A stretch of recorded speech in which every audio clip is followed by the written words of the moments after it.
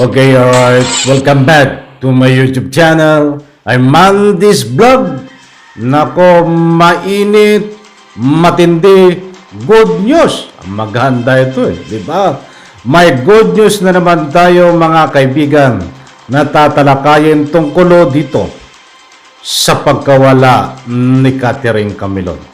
Alam niyo ho ba, kung natatandaan niyo po, itong nanay ni Catherine Camilon kasama ang kanyang abogado ay naghain po ng petisyon sa korte na kung pwede lang itong kaso ay ilipat sa ibang korte. Mga kaibigan, dahil di umano ay nagkakaroon po ng sabuatan dito sa kaso na ito. Sa puntong ito mga kaibigan, may gusto kong ipakita sa inyo para basahin na matibay na ebidensya na ito ay nagkaroon po di umano balak na ika nga po'y sabuatan dito ho sa kaso ni Catherine Camilon. Datapuat sa puntong ito ay nilipat na po kinatigan ng korte itong pamilya ni Catherine Camilon upang ilipat na po ang kaso sa ibang korte. Mga kaibigan, yan po ang ating tatalakayin at marami pang iba. Kung bago pa lang po kayo sa aking maliit pa na YouTube channel, inaanyayahan ko po kayo. Please subscribe. Sabay-sabay po nating i-like ang video na ito kung nagustuhan niyo po. Ako'y muling nagpapaalala mga kaibigan, kung pwede lang, patapusin po nating panoorin ang kabuuan ng vlog na ito. At nang sa ganon, lubos po nating maunawaan. Heto. Ipapakita ko po sa inyo ang katunayan, hindi po ito fake news. At bago ko po ibigay sa inyo na ito po ay permado ng mga abogado na sa katunayan po ay kaya ho nagawa itong ilipat ay nagkakaroon po ng sabuatan. Kung matatandaan nyo, ay tinalakay din po natin ito ng tatay ho ni dating Major na si De Castro ay nagtatrabaho diyan ho sa nga po bilang mataas ang posisyon sa City Hall ng Batangas. Di ba mga kaibigan? Tapos itong abogado na nga po abogado ni Magpantay ay dati nagtatrabaho naman dito ho sa kaso. Dati nagtatrabaho dito naman sa umahawak ng kaso. Diyan po sa Batangas. Ibig sabihin, sila ho ay magkasama dating tauhan. Ay maliwanag naman ho ito ay pakawala ni De Castro itong abogado na ito Kaya ho sumuko. Kaya ito sumuko si Magpantay. Mayroon po silang taktika, strategy na magkakaroon po sila ng sabuatan by connection.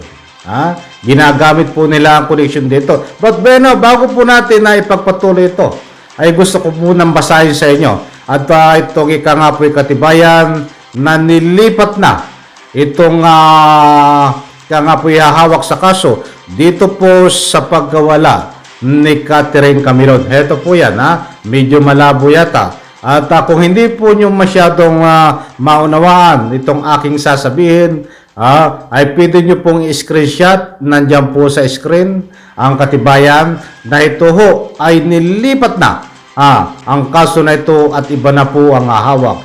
Bibigyan po natin ng kaunting punto de vista, public opinion ito, pagkatapos ko po itong mabasa. Heto ho. Okay. While this office since time immemorial has always maintained impartiality in the administration of justice, never compromising its integrity and the conduct of its duties, the undersigned deems it more prudent and caution for this office inhibit itself from the further investigation of this case. Ayun. Itutuloy po natin. A prosecutor must act impartially and avoid the perception of bias. Ayan, nandun na po ha. To ensure that both parties will not raise any issue on this office impartiality, whatever the outcome of the investigation will be, the undersigned respectfully recommend that the motion to inhibit be granted and the records of this case be forwarded to the office of the Regional Prosecutor Region of the Philippines, Region 4. Matindi, diba? Mga kaibigan, ito po, for your consideration and approval. Esmeralda Garcia Andaya, Prosecutor, Senior Assistant Provincial Prosecutor. Recommending approval, Peter E. Biloso, Prosecutor, Senior Assistant Provincial Prosecutor. Approve, Lourdes G. Ramirez, Prosecutor B. Provincial Prosecutor. Okay mga kaibigan, ito ay kung hindi nyo po masyadong naunawaan itong aking sinasabi tungkol sa pagbasa na ito, ay pwede nyo pong i-screenshot. Nandyan po ang katibayan na itong binasa ko po ay nag-kumpirmado na nilipat na po ang kaso dahil kung susuruin po natin itong ika nga po'y dahilan ay para maiwasan ang bias. Doon na lang tayo sa word na bias. Diba? Matindi, diba? Buti ho ito ay naagapan na natuklasan. Buti at aware itong abogado ng nanay ni Catherine Camilon at aware din ang taong bayan.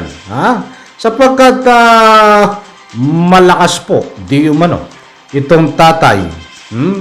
Tatay ni na dating pulis din, ni dating ika nga po itong si Alan De Castro, diyan ho sa Batangas sa nasabing lokasyon. At ito din ay kakilala nitong ika nga'y humahawak sa kaso. Ay talagang connection by connection, di ba? At yung abogado ni Magpantay, uulitin ko, ay dating tauhan naman nitong humahawak ng kaso. Ay siyempre, tayo ay wag na ho magpatumpik-tumpik. Diretsahin po nating sabihin na ito ay tanim abogado. Pasensya na po kung yun ang ating punto de vista dito dahil mayroon po tayong batayan. Isipin nyo po, kung lalawakan po natin ang ating pangunawa, kung lalawakan po natin ng pagsusuri dito. Bagamat hindi po ikangay direkta na napatunayan dito sa korte na ito ay mayroon sa buwatan, ang ginamit lang po ay para iwasan yung bias. Ay nangangahulugan po talaga ito na mayroong nga po magkakaroon ng sabuatan dahil ang isang nga po ay nagpipetisyon sa korte ayon po sa aking pagsaliksik na nga po ay halimbawa katulad itong kay Catherine Camilon na abogado nagpetisyon po sa korte. Kung wala po itong sapat matibay na dahilan para ilipat po ang kaso ay hindi po ito papanigan ng korte na nga po ilipat. Maliwanag, di po ba? Kaya dito sa paglipat pa lang ho, ang kaso na ito para iba po ang humawak ay maliwanag pa po sa sabaw na mainit na talaga pong mayroon sila balak na nga po sa buwatan dito sa kaso na ito. Mga kaibigan, alam ko po nakuha nyo ang gusto kong ipunto. Kaya tayo po ay nagpapasalamat at ito po ay naagapan dahil kung hindi po ito naagapan at pag nagkaroon po ng mikos-mikos ay sigurado po dito kahit gaano katibay ho ng ebidensya nito. Kapag nagkaroon po ng mikos-mikos ay sigurado ay lusot itong mga inaakusahan mga kaibigan. Matindi, diba? Maraming salamat at kahit paano ay nakikita natin po sa ilang araw dito na ika nga po'y pag-obserba natin. Katulad nga dito sa Rapi Tulfo, ay ika nga po'y gaganapin at nagkaroon ng resolusyon. Diyan po sa Senado, magkakaroon na po. Confirmation na lang ihintayin. Magandang development. But dito, maganda rin development na kinatigan ho ng korte ang petisyon na ilipat itong kaso na ito sa ibang hawak. Muli po ulitin ko, hindi po ito ililipat ang kaso ng ito. Ang kasong ito, kung wala pong nakikitang, ika nga po hindi patas, na ika nga po laban sa paghawak ng kaso ni Catherine Camilon. Maraming salamat po. Ito yung maikli lang vlog. Ang gusto ko lang pong ipahiwatig sa inyo, yun po. Ika nga po petition na yan, na-granted po. Muli po, nandiyan po ang katibayan. Kung hindi nyo po naunawaan, paka-screenshot lang po para lalo nyo pong maunawaan. Sabay-sabay po nating i-like ang video na ito. At diyan po sa comment section, inaanyayahan ko po kayo. Pwede po kayong mag-iwan ng inyong public opinion bilang suporta ho sa paghingi ng justice dito sa pagkawala ni Catherine Camilon. Huwag po kayong matakot. Karapatan nyo po na ika nga po ay magbigay ng public opinion. Maraming salamat po at abangan po ang kabang-abang. Marami pong kabang-abang dito. Bukas so ay ika nga po ay magbibigay tayo, kahanap tayo na ika nga po ay kung ano man ang development tungkol dito sa gaganapin na hearing sa Senado. Pasensya na po kung wala akong naipakita sa inyo na video. Nagbabatay po tayo dito sa ika nga ay nakuha nating dokumento.